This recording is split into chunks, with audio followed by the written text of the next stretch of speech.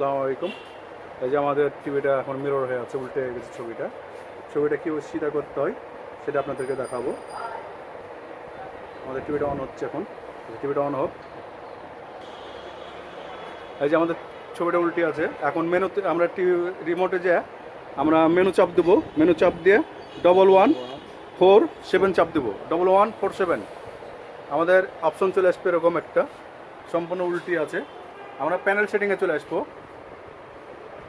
Panel সেটিংয়ে আসার পরে আমরা চলে আসলাম এখানে আসার পরে আমাদের এখানে মিরর লেখা আছে।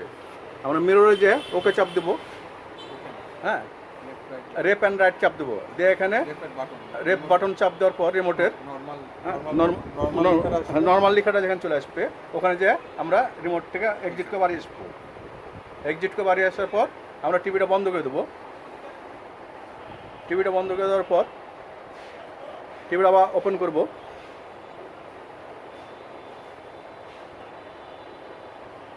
টিভি ওপেন করার পর আমাদের